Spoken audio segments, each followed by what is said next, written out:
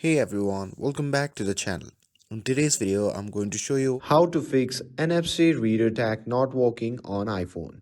Hey everyone, welcome back to the channel. If your iPhone NFC Reader Tag isn't working, don't worry. In this guide, I'll walk you through step by step on how you can fix it. So without further ado, let's get started. So step 1. Enable NFC via AirDrop settings.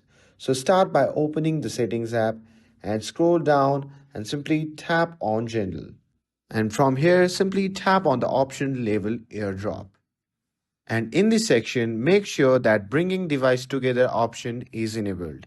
Because these settings not only make it easier to share files between devices, but also ensures that NFC reader is activated for things like payment, sharing account info, or transferring credit card details.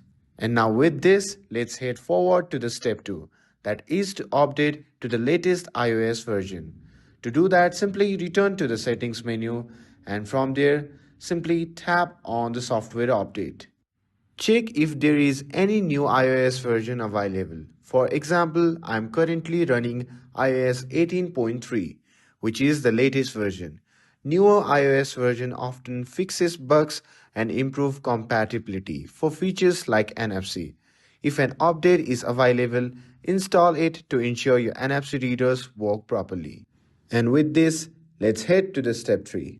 That is to reset all settings. So if you are still having issues, you simply need to go back to the settings and from there, simply scroll down to the bottom and select transfer or reset iPhone. And then tap reset and choose reset all settings. You will need to enter your passcode to confirm. And this will reset all system settings including those related to Apple Pay and NFC back to their factory defaults. Don't worry, your data won't be deleted, just the settings will be restored to the default values.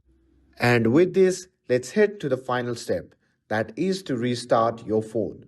So finally scroll down in the settings menu and simply tap shutdown.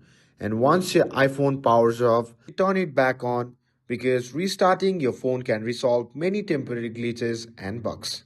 And once you have completed these steps, your iPhone NFC reader should work as expected. And with this, if you found this video helpful, then don't forget to like, share and subscribe to get updated for more videos. Thanks for watching and I'll see you in the next video.